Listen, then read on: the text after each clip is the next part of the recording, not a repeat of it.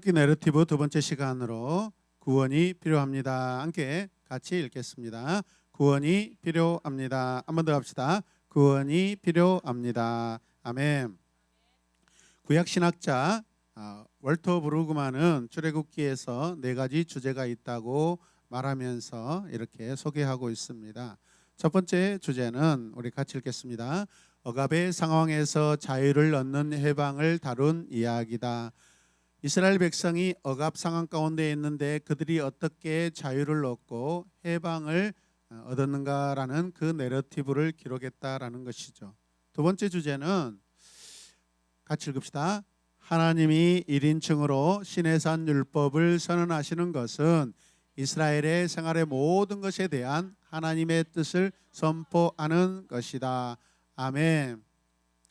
하나님께서 시내산에서 율법을 주시는 것은 이스라엘 백성들의 모든 삶 가운데 하나님의 무엇을 선포하는 거라고요? 뜻을 선포하는 것이라는 것이죠. 여러분 이해되십니까?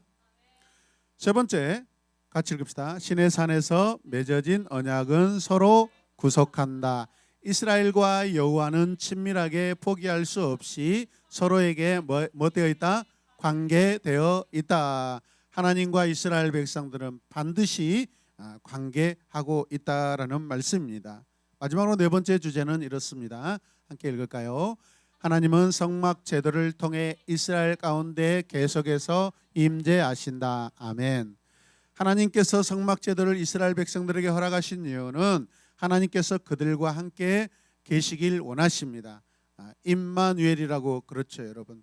우리가 이스라엘 백성들이 그렇다면 하나님과 함께 동행하고 거하고 살기 위하고 또 관계하기 위해서는 반드시 조건이 있습니다. 그것은 성결해야 됩니다. 성결. 몸을 깨끗하고 마음이 깨끗해야 됩니다. 즉 죄가 그 가운데 있어서는 안 된다라는 것이죠, 여러분. 하나님과 동행하고 하나님의 구원의 은혜를 맛보기 위해서는 우리 모든 삶 가운데 죄가 제거되고 성결하고 거룩해야 될 줄로 믿습니다. 본문 1절 8절 말씀 같이 이제 읽겠습니다. 요셉을 알지 못하는 쇠왕이 일어나서 이집트를 다스리게 되었다. 요셉을 뭐하는? 요셉을 알지 못한 왕이 이렇게 세워졌다라는 것이죠. 창세기에서 기록된 요셉의 영광은 어마어마했죠. 그런데 지금 요셉을 알지 못하는 쇠왕이 일어났다라고 한다는 것은 무슨 뜻이에요? 지금 요셉의 영광이 다 잊혀져 버렸다는 것이죠. 요셉의 영광을 다 까먹고 있다는 것이죠. 여러분 까먹지 않으려면 잊어버리지 않으려면 적어야 돼요. 여러분. 여러분 설교 노트 잘 적고 있죠. 지금 적으셔야 돼요. 네. 마찬가지입니다. 우리도 왜 우리가 간증이 필요하고 간증의 은혜가 됩니까? 하나님을 만났던 나의 신앙 고백이죠, 여러분. 그 간증이 전부는 아니지만은 그걸 통하여서 내 삶에 하나님이 오셔서 함께 하시고 내가 앞으로 또 어떻게 계속해서 하나님과 동행할 것인지 그런 결단과 비전, 앞으로 내 삶을 더욱더 하나님께 맡기게 되는 줄로 믿습니다. 요셉의 영광이 애굽에서 다 잊혀져 버렸습니다. 창세기 15장 13절에서는 이렇게 말씀합니다. 같이 읽어요. 주님께서 아브라함에게 말씀하셨다. 너는 똑똑히 알고 있거라. 너의 자손이 다른 나라에서 무엇 나그네살이를 하다가 마침내 뭐가 되어 종이 되어서 몇 년 동안 400년 동안 무엇을 한다? 괴로움을 받게 될 것이다. 나그네살이를 할 것이며 종이 될 것이며 400년 동안 괴로움을 받게 될 것이다. 하나님께서 아브라함에게 장차 미래에 일어날 일에 대해서 이렇게 말씀해 주고 계십니다. 이스라엘 자손이 지금 애굽에 머문 기간, 전체적인 그 기간은 430년이라고 말하고 있습니다. 이스라엘 자손에 대한 학대가 언제 시작됐는지 우리는 잘 알 수 없습니다. 근데 요셉의 나이가 몇 살이었죠? 몇 세에 죽었죠? 110세죠. 그러면 적어도 요셉의 110세를 430년에서 빼면 얼마나 돼요? 320년 정도. 그래서 300년에서 한 400년 대충 어바웃으로 이 기간 동안 이제 이스라엘 백성들이 고통을 당하고 점점 종이 되었다라고 우리가 해석할 수 있습니다. 이해되십니까? 대다수 학자들은 앞에 보십시오. 애굽의 19대 왕조인 람세스 2세 대략 주전 1290년에서 1224년, 또 그의 계승자인 메르넵타라는 왕 주전 1224년에서 1211년, 이 왕이 다스린 그 기간으로 봅니다. 람세스 2세는 애굽의 행정부를 나일강 동쪽 삼각주로 이제 옮깁니다. 본문은 이 바로 왕의 이름을 알려주지는 않습니다. 그가 누구였든지 이 왕은 이스라엘 자손을 나그네살이 시키고 종을 삼아서 400년 동안 계속해서 그 괴로움이 이어지게 했다라는 것이죠. 이해되십니까? 다시 한번 1장 8절 말씀을 보시면, 자, 가장 중요한 단어가 무엇이냐면 요셉을 알지 못하는 새 왕이라고 하는데, 알지 못하다라는 그러한 단어입니다.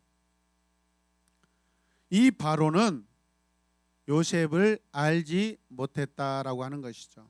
히브리어 동사 알다라는 것은 야다입니다. 야다. 따라서 야다.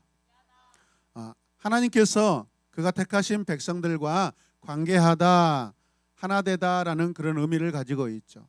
그런데 알지 못하다라는 것은 관계가 되어 있다, 끊어졌다. 끊어졌다. 관심이 있다, 없다. 없다라는 것이죠. 좋아한다, 싫어한다. 누가? 이 바로가. 이 바로는 요셉하고 지금 아무런 관계가 없다라는 거죠. 물론 요셉을 통해서 그 이집트에 베풀어 줬던 주 여호와 하나님의 그 은혜도 다 까맣게 잊고 있다라는 것이죠, 여러분. 아니면 뭐 기억하기 싫다라는 것이죠. 어쩌면 이 바로 왕은 우리 이집트는 이집트지 무슨 히브리 사람들이 뭐 그때 잠깐 우리 자존심이 있지. 그 히브리 노예들이 감히 뭐라고 중요하지 않다. 여러분 생각해 보세요. 여러분 당대의 요셉은 이집트 역사에서 어쩌면 가장 위대한 역사의 한 페이지를 아마 기록되어 있을 것입니다. 그래 안 그래요? 그런데 이 왕은 그것을 무시하고 기억하기 싫어하고 자기 자존심을 내고 있다라고 여러분 판단되어집니다. 이해되십니까?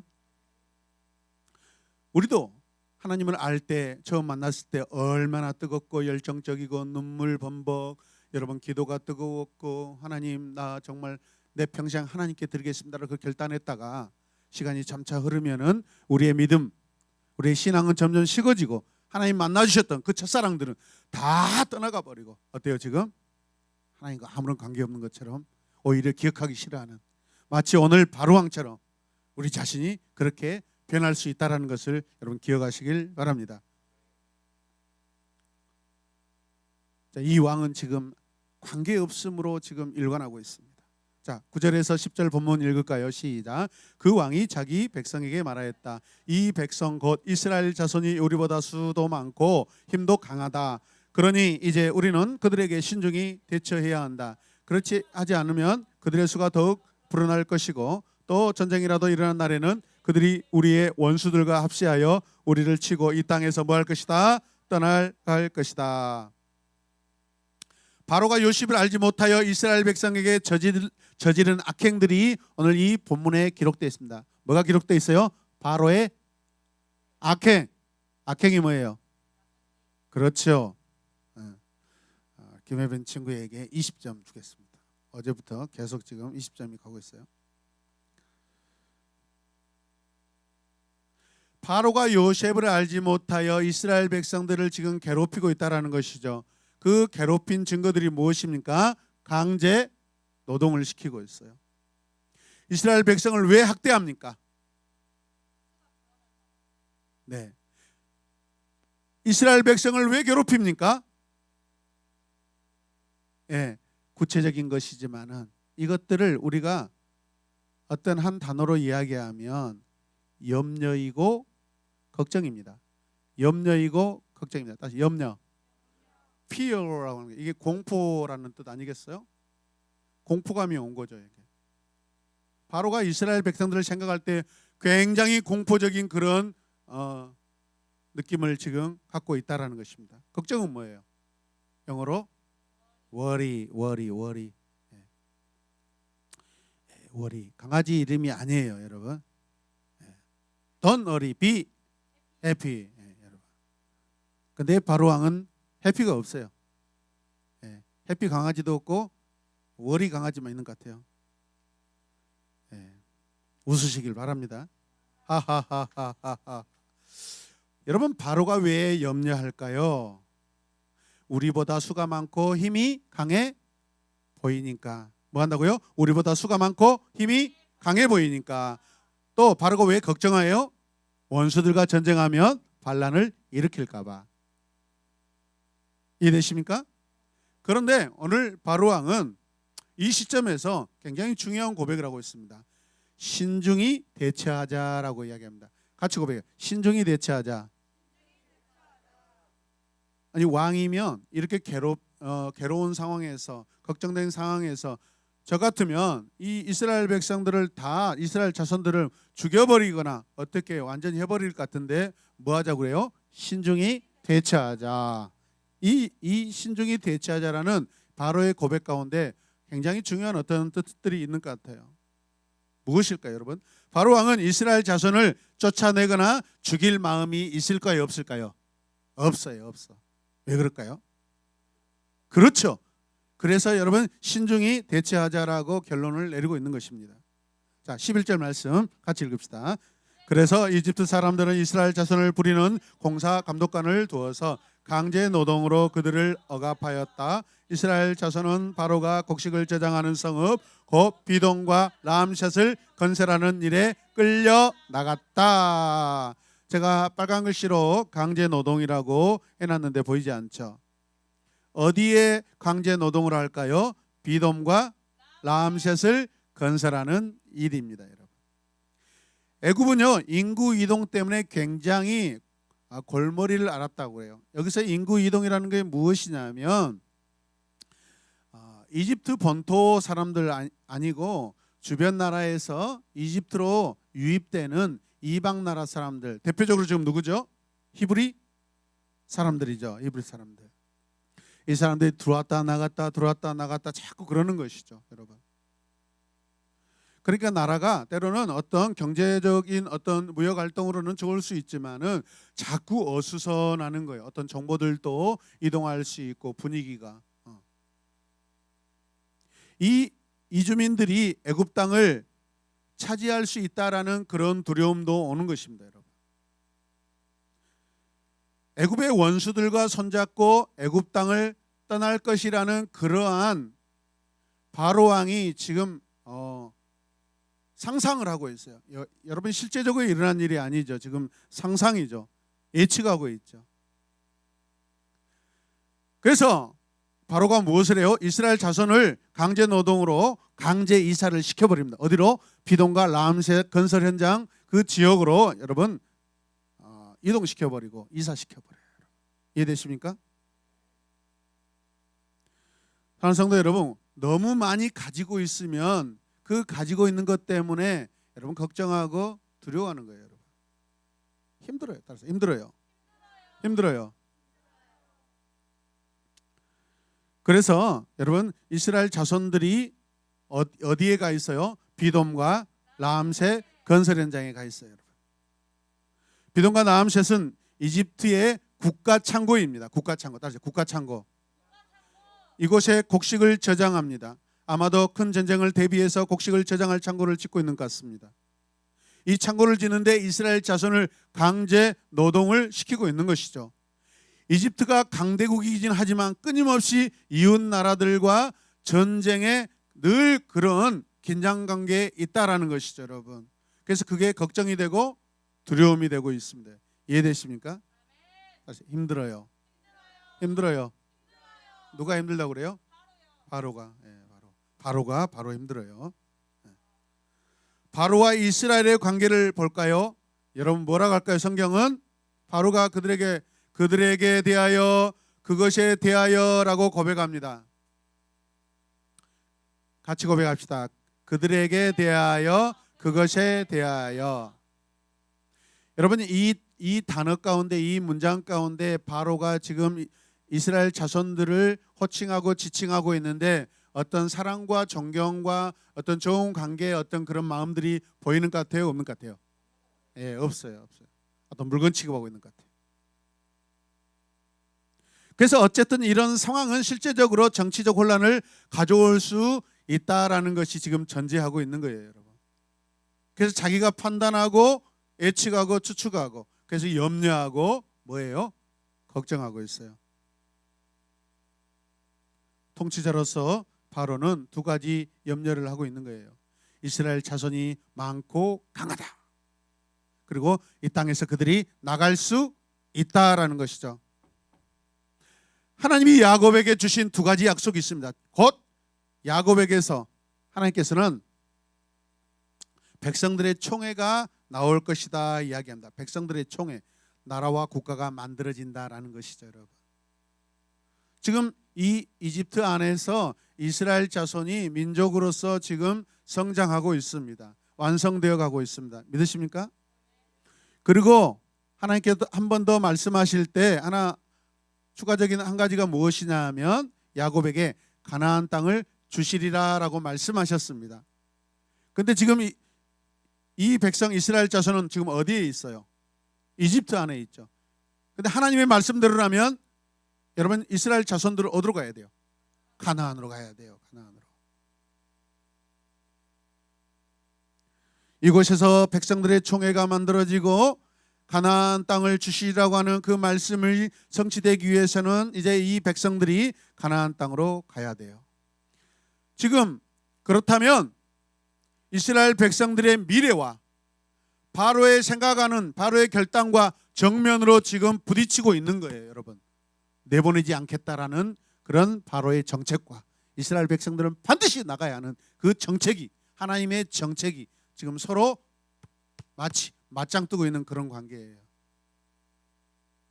대립하고 있어요, 여러분. 바로는 하나님과 지금 싸우고 있는 거예요. 이해되십니까? 하나님의 약속의 지금 방해자로 지금 바로가 등장하고 있습니다. 우리 같이 읽읍시다. 창조 시작. 창조 생육하고 번성하라와 역사 내가 그 땅을 내게 주리라의 하나님과 크고 강한 바로 사이에 다툼의 무대가 세워지고 있다. 지금 굉장히 큰 갈등 구조가 지금 이 내러티브 안에서 일어나고 있다는 것을 여러분 기억하시길 바랍니다. 12절에 보면 감독들을 세웠다라고 말씀하고 있습니다. 그래서 바로는 첫 번째 대책으로 감독들을 그 현장에 감독들을 세웁니다. 이 감독들은 어느 나라 사람일까요? 애굽 사람들이죠. 감독들은 일꾼들의 우두머리를 말합니다. 감독들은 각각 북쪽과 북동쪽 국경이 비동과 저 위에 람셋을 건설하는데 거기에 감독들을 둡니다.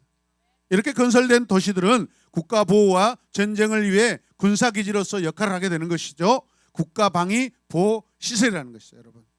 우리나라도 마찬가지입니다.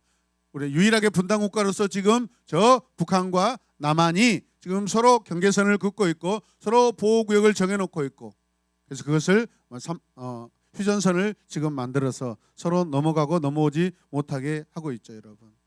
이게 국가보호시설입니다. 이해되십니까? 자, 이때 이스라엘 자손들의 상황이 또 어떠해요? 자, 학대를 받아라고 성경이 말씀하고 있다. 같이 고백합시다. 학대를 받아. 학대를 받아. 우리 박유빈 친구 지금 잘하고 있죠? 할렐루야. 우리 김희든 친구 지금 대답 잘하고 있어요? 네, 잘하고 있다고 소식이 들려오고 있어요, 여러분. 학대를 이스라엘 백성들이 받고 있다는 거죠. 그래서 학대를 받다라는 것은 포악하게 괴로움을 당하다나 잔인하게 짓밟히다라는 그런 뜻입니다. 같이 읽읍시다. 시작. 포악하게 괴롭힘을 당하다, 잔인하게 짓밟히다. 우리 자신이 만약 이런 상황 가운데 있다고 생각해 보세요. 얼마나 힘들고 고통스럽고 여러분 저절로 기도가 나오겠지 않겠어요? 이해되십니까? 이 말은 상대방을 짓밟는 폭력성을 말합니다. 결국 이스라엘 자손에게 지금 뭐가 필요할까요? 이렇게 고통당하고 짓밟힐당하고 괴롭힘을 당하는데 지금 이스라엘 백성에게 뭐가 필요해요? 오늘 설교 제목 뭐가 필요해요? 완성형 문장으로 할렐루야. 아주 훌륭한 예배자들이에요, 여러분. 구원이 필요합니다. 구원이 필요합니다.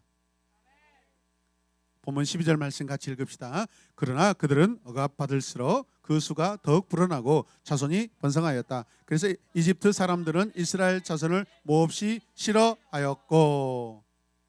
그래서 중요한 것은 그러나입니다. 그러나 바로가 이스라엘 자손들을 억압하고 괴롭히지만 그러나라는 그 반대의 어떤 결과들이 일어난다는 그런 것이죠, 여러분. 접속사죠. 그래 안 그래요? 이스라엘 자손의 수가 계속 불어났고 땅을 채우라는 하나님의 명령이 지금 성취되고 있습니다. 아멘입니까? 이 일로 애굽 사람들은 두려움을 느끼기까지 하고 있습니다. 근데 그들이 계속해서 이스라엘 자손을 싫어한대요. 이스라엘 자손을 매우 잔인하게 지금 학대하고 있다는 것이죠. 공개적으로 막 여기저기 길거리에서 만나면 막 때리고 막 괴롭히고 막 그런다는 거예요. 동생 이제 길거리 처음 만나면 때리지 말아요. 저 부탁해요. 오늘 같이 맛있는 이렇게 아이스 아메리카노 커피 사다 주면 저는 우리 동생 형제를 사랑하고 존경할 거예요. 다음 주도 부탁드려요.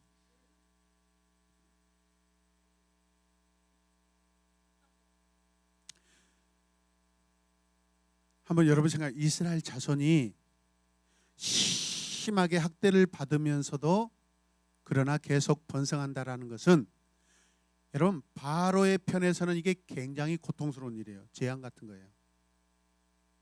그래 안 그래요? 한 사람만 더. 네, 감사합니다. 이집트 사람들은 하나님이 이스라엘 자손을 도우신다는 것 말고는 다르게 해석할 방법이 없어요. 지금 그렇게 괴롭히고 억압하고 고통을 주는데 그러나 오히려 그들의 수가 불어나고 있어요. 이해되십니까? 여러분 하나님이 도우시면 됩니다. 하나님이 구원하시면 됩니다. 할렐루야. 네 번째, 하나님의 생명을 세상이 괴롭히고 있다라는 것이죠. 이 상황은 같이 고백합시다. 하나님의 생명을 세상이 괴롭히고 있다. 세상은 누구예요? 바로 또 이집트. 이 사람들이 이스라엘 자손을 어떤 방법으로 괴롭히고 있습니까, 여러분? 14절 말씀 읽읍시다. 시작. 이집트 사람들이 흙을 이겨 벽돌을 만드는 일이나 밭일과 같은 온갖 고된 일로 이스라엘 자손을 괴롭힘으로 그들의 일은 매우 힘들었다. 아멘. 사모님은 성경 해석을 잘하고 계셔요. 흙을 이겨 벽돌을 만드는 일을 학대라고 지금 적용하고 있고 밭일과 같은 고된 일을 시키는 것을 학대라고 생각하고 있어요. 맞습니까? 오늘 예배 끝나면 여러분 지금 다 삽 들고 꽹이 들고 여러분 호미 들고 다 밭에 가서 막 뭐 한 마지기 두 마지씩 한번 해보세요. 막 200평 400평 하루 안에 끝내야 돼요, 여러분. 고통스럽고 억압이에요, 여러분. 우리 이영정 집사님이 날마다 학대받고 계신가요? 아니에요. 그건 자기 농사 짓고 있으니까 기쁨이에요, 여러분. 이해되십니까? 이영정 집사님은 크게 아멘 하셔요. 네. 하나님께서 본래 인간에게 허락하신 노동은 참 좋은 것입니다. 에덴에서 아담은 동산을 가꾸며 즐겁고 보람되고 행복했습니다. 이해되십니까? 그런데 아담이 동산의 주인이 되고 나서는 노동은요 고통이 되어버렸습니다. 여러분 인간에게 그때 뭐가 필요해요? 구원이 필요합니다. 구원이 아멘. 이스라엘 백성에게 지금 구원이 필요합니다. 할렐루야. 다섯 번째 같이 읽어요. 용기와 하나님을 두려워하는 마음을 갖고 있던 히브리 산파예. 오늘 내러티브에서 약한 자로 보이는 산파와 강하지만 과대망상증에 빠진 바로가 등장하며 이 두 종류의 사람들이 비교되고 있습니다. 대립되고 있습니다. 이해되십니까? 15절과 16절 본문 말씀 같이 읽읍시다. 한편 이집트 왕은 시프라와 부하라고 하는 히브리 산파들에게 이렇게 말하였다. 너희는 이브리 여인이 아이 낳는 것을 도와줄 때에 잘 잡혀서 낳은 아기가 아들이거든 죽이고 딸이거든 살려두어라. 김희든, 박유빈, 한혜성, 박민, 잘 듣고 있어요? 김태희가 언제 목소리 기도를 너무 많이 했어요. 김태희는. 산파가 뭐 하는 사람이죠? 요즘 말로 하면 산부인과 의사예요. 따라서 산부인과 의사. 이 산파는 뭐죠? 아기를 잘 낳도록 도와주는 사람이에요. 산부인과 의사예요. 산부인과 의사는 아기를 살리는 사람이에요, 죽이는 사람이에요? 맞습니까? 맞다면 아멘. 저는요 53년 전에 읍내병원에서 태어났어요. 엄청난 일입니다. 오! 저 출세했어요. 53년 전에 태어나고 택시까지 타고 시골집에 왔습니다. 할렐루야. 엄청난 저예요. 온라인으로 예배드린 친구들, 여러분 고향이 어딘지 아세요? 우리 에빈이와 예인이는 엔젤병원이 자기 고향이에요. 김아이는 병원이 어디예요? 모아 산부인과가 자기 고향이에요. 광주 아니에요. 김준쌤 어디예요? 고향도 다 잊어버렸어요. 저분은 오직 하나님 나라만 삼아오고 계십니다. 김민섭 친구는 어디예요? 고향이? 예, 저 친구가 부모님이 계시는데 그와 같이 말을 하고 있어요. 부모님께 가서 물어보세요. 제 고향이 어디입니까? 김강근 친구 어디예요? 야, 믿음이 쩐다 쩔어. 아우 진짜 믿음이 쩐데. 출애굽기 1장에서 이스라엘 자손에게 자신의 가정을 지키는 것은 중요하다 중요하지 않다.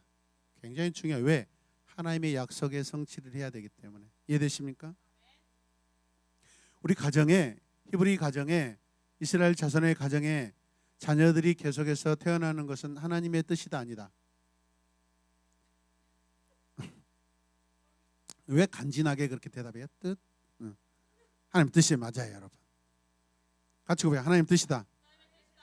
그래서 출산은 이 가정의 이 굉장히 중요한 사명이고 충성입니다. 믿으시면 아멘. 자, 같이 읽어요. 시작. 우리는 출애굽기 1장에서 하나님이 이스라엘을 위기에서 구원하실 때 여성이 핵심 역할을 맡은 일이 시작되는 것을 볼 수 있습니다. 참 신기해요. 성경에는요 큰 사건, 어떤 일들, 하나님 나라가 대표적으로 이렇게 시작될 때 항상 여인들이 등장하고 있어요. 여인들을 무시하면 안 돼요. 하나님 나라는 남성과 여성의 역할이 동일합니다. 여러분 믿으시면 아멘. 그 존중을 동일하게 받아야 됩니다. 믿으시면 아멘. 히브리 3파 시브라라 가는 사람과 부하라는 사람이 등장하고 있는데, 이들은 오늘 본문 내용을 살펴보면 굉장히 작은 자로 보입니다. 17절 읽어요. 시작. 그러나 산파들은 하나님을 두려워하였으므로 이집트 왕이 그들에게 명령한 대로 하지 않고 남자 아이들을 살려 두었다라고 합니다. 이 산파들은 누구 명령을 받고 있어요? 이집트의 바로의 명령을 받고 있어요. 명령을 받는다는 것은 여러분 큰 자예요, 작은 자예요? 작은 자죠. 에? 명령을 받은 자들이 큰 자예요, 작은 자예요? 그래서 두 종류의 사람들이 소개되고 있는데 산파와 이집트 왕입니다. 바로라는 것은 여러분 어떤 왕의 이름이 아니라 왕의 명칭이 바로예요. 파라오. 태양신이라는 거예요, 여러분.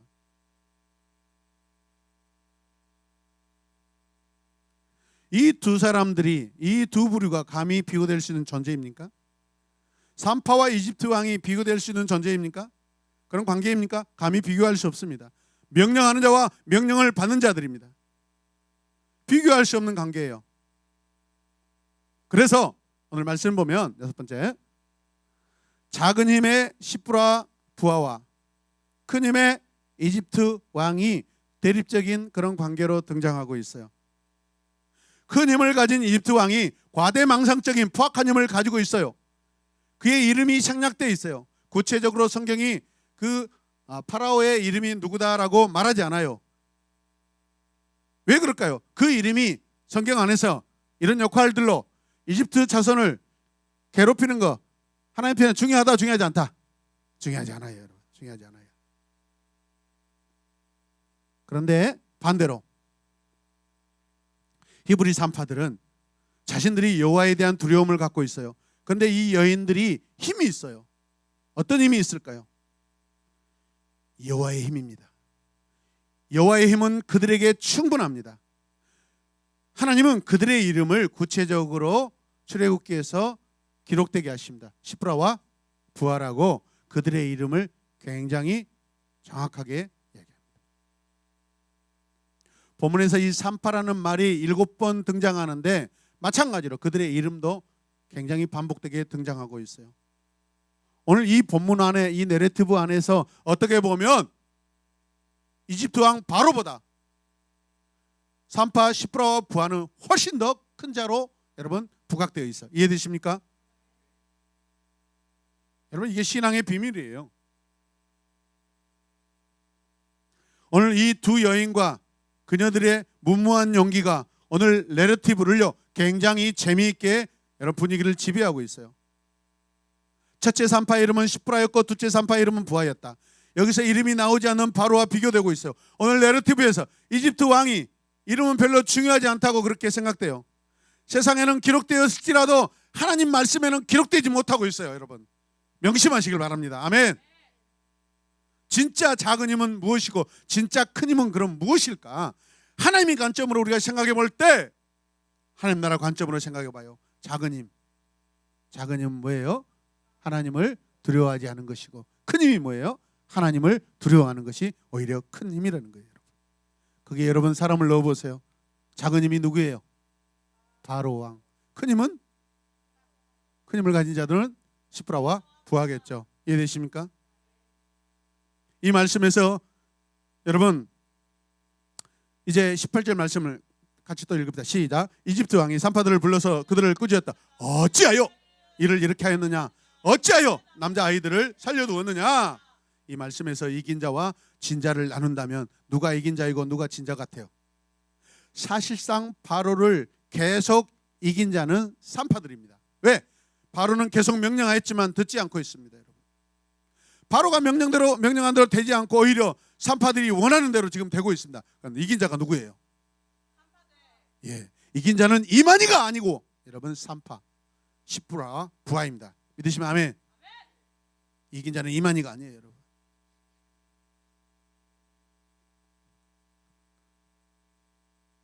이 여자들은 자기들의 믿음대로 자기 믿음을 실천하고 있습니다. 아멘입니까? 히브리 사람들의 수가 계속 불어나는 것을 두려워한 이 바로는 남자의 살해 정책을 전달합니다. 그러나 그의 믿음은 이루어지지 않습니다. 여자들에게 왕이 패배하는 이 사건이에요. 산파들이 이긴 자입니다. 신천지 이만희가 이긴 자도 아니다. 아니다. 대답 안 하는 여러분들 신천지로 의심받을 수 있어요. 하나님을 믿는 자가 이긴 자예요, 여러분. 하나님을 두려워하는 자가 이긴 자입니다. 21절 같이 읽어요. 시작. 하나님은 산파들이 하나님을 두려워하는 것을 보시고 그들의 집안에 번성하게 하셨다. 아멘. 히브리 산파들은 하나님을 두려워했습니다. 히브리 산파들은 하나님을 뭐했다? 두려워했습니다. 산파들은 아기를 죽이는 것을 하나님이 좋게 보시지 않는다고 믿고 있어요. 왜요? 하나님을 두려워하는 마음이 그들 안에 있기 때문에. 하나님을 두려워하시길 바랍니다. 하나님을 두려워하는 마음, 하나님을 경외하는 마음, 그 마음이 우리 안에 가득하게 있기를 원합니다. 산파들이 하나님을 두려워합니다. 그래서 오늘 말씀 보니까 하나님을 두려워하여라고 되어 있습니다. 히브리어로 보니까 야레 엘로힘이라고 되어 있습니다. 야레 엘로힘. 두려워하다라는 것이 도대체 무슨 뜻인가? 하나님을 두려워하다는 것이 구체적으로 어떤 의미를 가지고 있을까? 이것은요, 하나님이 창조 세계에 삶의 질서가 있는데 하나님이 지어놓으신 창조 세계에는 질서가 있어요, 없어요? 질서가 있어요, 여러분. 하나님이 지으신 이 창조 세계 안에서 그 삶의 질서는 무엇이냐면 하나님을 두려워하는 거예요, 여러분. 하나님을 경외하는 것이 우리 인간 삶에 하나님께서 마련해 놓으신 삶의 질서인 줄로 믿으시길 바랍니다. 자, 그래서 같이 읽어요. 시작. 하나님을 두려워한다는 것은 그분의 질서대로 사는 것이다. 한 번 더 시작. 하나님을 두려워한다는 것은 그분의 질서대로 사는 것이다. 이해되시고 믿으시면 아멘. 그래서 여러분 18절 말씀 다시 보면 이집트 왕이 산파들을 불러들여 그들을 꾸짖습니다. 어찌하여 일을 이렇게 하였느냐? 어찌하여 남자 아이들을 살려 두었느냐?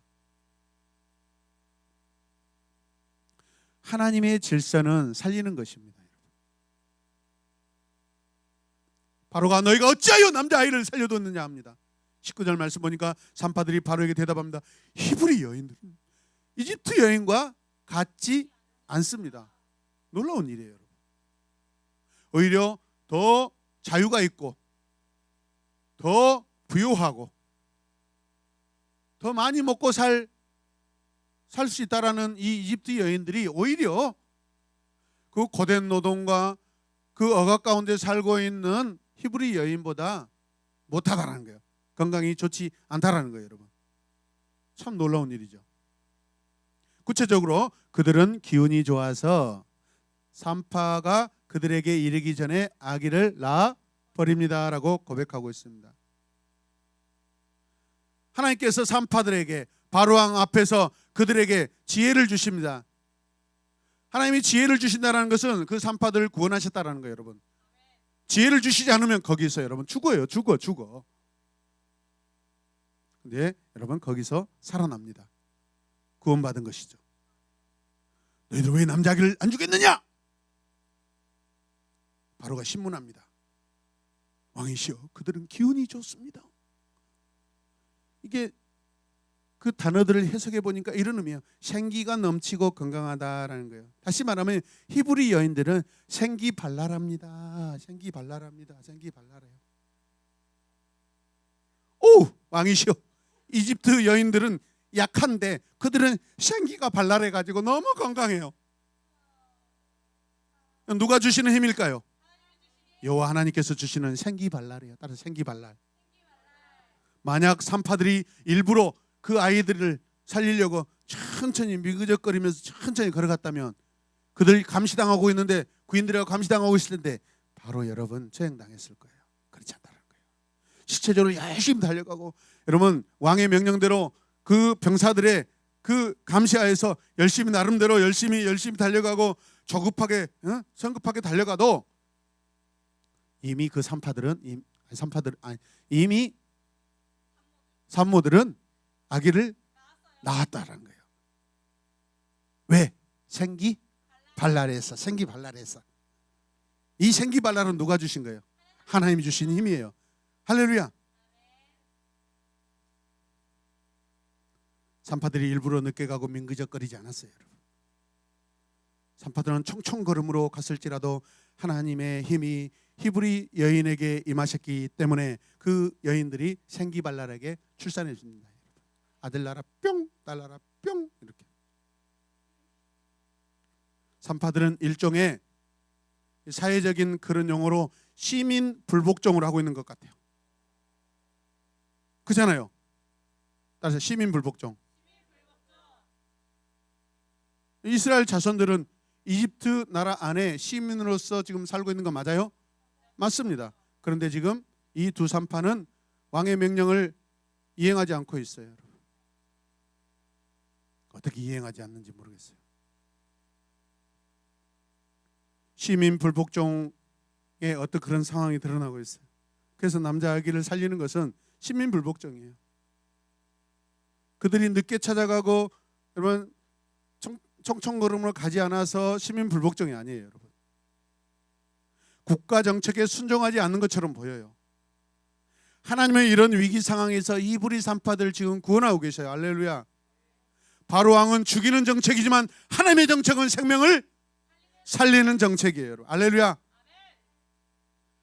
하나님은 살리시는 분이시기에 우리에게 구원이 필요할 때 그분은 자기 백성을 살리십니다. 힘이 약한 자를 살리십니다. 그 힘을 믿고 사는 자에게 하나님은 구원하십니다. 산파들이 출산할 때 늦게 도착한다고 보기는 어려운 거죠. 그렇다면 이집트 구인들에게 길거리에서 죽임을 당했을까요? 하나님, 우리가 도착하기 전에 아이들이 태어나게 해주세요. 여호와여, 여호와를 두려워하는 자가 저희가 남자 아기들을 죽이지 않게 하여 주시옵소서. 이게 믿음의 시민 불복종이에요. 거룩한 시민 불복종이에요. 할렐루야. 우리는 총칼을 가지고 나가서 싸우는 거, 그게 아니에요, 여러분. 믿음의 사람들은 하나님 앞에 기도하는 것이에요, 여러분. 하나님이 뜻하신 대로 하나님의 관점에서 하나님 나라 법칙에 맞는 기도를 해야 될 줄로 믿으시길 바랍니다. 얼마나 하나님께서 기뻐하시는 기도입니까? 주님, 나를 살려주세요. 주님, 나를 구원해 주세요. 주님, 우리 민족을 불쌍히 여겨주세요. 주님, 살려주세요. 코로나 확진자를 살려주세요. 확진자들이 죽지 않게 해주세요. 많이 죽지 않게 해주세요. 확진자들에게 병상에서 하나님을 찾게 하여 주시옵소서.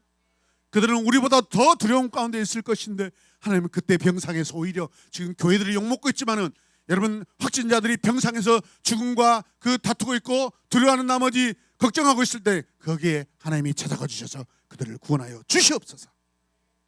이게 산파들이 한 기도예요, 여러분. 바로는 산파들의 과감하고 대담한 반응에 나약한 모습을 보입니다.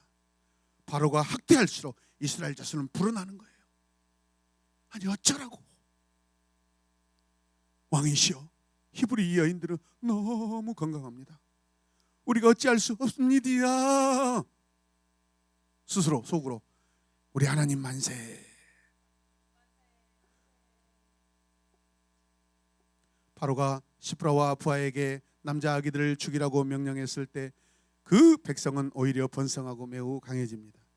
산파들은 히브리 여인들의 건강한 힘을 말하자 바로는 두려움에 휩싸이고 바로의 혀를 찔른 것입니다. 무슨 할 말이 있겠어요? 이런 두 산파에게 하나님은 구원을 베푸십니다. 20절 말씀 읽을까요? 그래서 하나님이 산파들에게 은혜를 베풀어 주셨으며 이스라엘 백성은 크게 불어났고 매우 강해졌다. 아멘. 번성하다라는 것은 뭔가 여러분 물질적으로 어떤 풍요도 있지만은 주석서에 보니까 어떤 학자들은 실제로 이 히브리 산파들이 가정에서 자녀도 낳고 자녀 번성도 이루어졌다라고 그렇게 여러분 해석하고 있습니다. 이 산파들 역시도 자기들도 자기 가정이 자녀들이 태어나고 번성했다라는 거예요. 이해되시면 아멘. 산파들이 결혼하는 어떤 그런 독신녀들이었을까요? 아니라는 것이죠, 여러분. 하나님의 특별한 은혜가 임하셔서 그들도 가정을 이루었고 자녀들도 여러분 있다 없다 있다라. 근데 번성했다라는 것이 더 많이 있게 되었다라는 그런 복을 받은 것이죠. 있습니까? 구원받은 산파나 백성들에게 구원의 기쁨이 있습니다, 여러분. 아멘입니까? 구원받은 자에게는 기쁨이 있어요. 그게 번성이라는 그런 단어로 표현하고 있습니다. 우후! 이집트 왕이시여, 죄송합니다. 나는 하나님이 좋아요. 그래서 바로는 유아 살해 명령을 더 확대합니다. 자, 마지막 절 22절 읽겠습니다. 시작. 그러자 바로가 자기 백성에게 이런 명령을 내렸다. 갓 태어난 히브리 남자아이들을 모조리 강에 던지고 여자아이들은 살려주어라. 아들이 태어나거든 어떻게 하라고요? 그 강은 어디 강? 나일강. 그 강은 무슨 강? 나일강. 나일강가라든가 뭐 나일강 줄기라든가 그렇게 되겠죠. 딸이면 살려두어라. 나일이라는 말은 이집트어에서 물이라는 뜻이고 수로라는 그런 의미입니다. 물이 흘러가는 거 물이라는 그런 뜻이죠. 비동과 라암셋으로 강제 이사를 시키고 그리고 강제 노동으로 고통당하고 잔인한 학대로 남자아이 살해 정책으로 지금 이스라엘 자손들에게는 엄청난 고통이 지금 오가고 있습니다. 급기야는 그의 모든 백성에게 히브리 사람들의 아들들을 죽이라는 일반 명령으로 확대되고 있습니다. 태어난 남자 아기를 나일강에 던지래요. 분명 그 강은 죽음의 강이죠. 그렇지 않습니까? 여러분, 나일강이 생명의 강입니까? 죽음의 강입니까? 지금 바로 입장에서 보면 죽음의 강이죠. 그러나 이 큰 강을 피로 물들게 하신 분이 아니라면 과연 누가 이 강을 통치하고 있단 말입니까, 여러분? 바로에게 나일은 죽음의 물이지만 여호와께는 이 물은 생명의 물이고 구원의 물인 줄로 믿으시길 바랍니다. 이 강의 주인은 그럼 누구예요? 하나님이시죠. 나중에 바로는 홍해에다가 이스라엘 백성들 다 던져버리려고 합니다. 그래 안 그래요? 그때 하나님은 그 홍해를 죽음의 강이 아니라 생명의 강으로 바꿔주십니다. 그때 누가 건지십니까? 누가 구원하십니까? 그게 애굽 사람들만 홍해에 던지는 분은 누구입니까? 애굽 사람들만 홍해에 빠뜨리신 하나님은 누구십니까? 갈려들었어. 이스라엘의 구원자십니다, 여러분. 이스라엘을 구원하신 분이십니다. 아멘. 이스라엘은 학대에 저항했지만 히브리 사람들에게는 분명히 구원이 필요합니다. 오늘 우리도 구원이 필요합니다. 코로나19 상황에서 우리는 구원이 필요합니다. 우리 지역과 우리 민족에게 구원이 필요합니다. 세상 모든 사람들에게 구원이 필요합니다. 이 구원은 누가 주십니까? 주님이시고 하나님이십니다. 내 영혼이 구원받고 우리 이웃들이 구원받기 원합니다. 코로나 학대에서 오직 구원이 필요합니다. 코로나 아픔에서 하나님의 구원이 필요합니다. 주님께서 코로나19에서 우리 모두를 구원하여 주실 줄로 믿습니다. 기도하겠습니다. 하나님 감사합니다. 이스라엘 자손에게 구원이 필요합니다. 하나님께서는 시브라와 부하를 통하여서 저들을 구원하고 계십니다. 오늘 이 시대에도 마치 오늘 네르트비의 상황과 같이 너무 고통스럽고 코로나로 인하여 우리가 아픔을 겪고 있는데 하나님께서 능히 우리를 구원하여 주실 줄로 믿습니다. 주님 사랑합니다. 이 땅의 주인은 우리 하나님이십니다. 믿지 않는 자들도 확진되어 격리를 당하고 병상에서 음압병실에서 두려워하고 떨고 있습니다. 주님 저들을 위로하여 주시고 구원하여 주시옵소서. 내 영혼이 갈급하고 갈증이 납니다. 하나님 저들을 구원하여 주시옵소서. 예수님의 이름으로 기도드립니다. 아멘.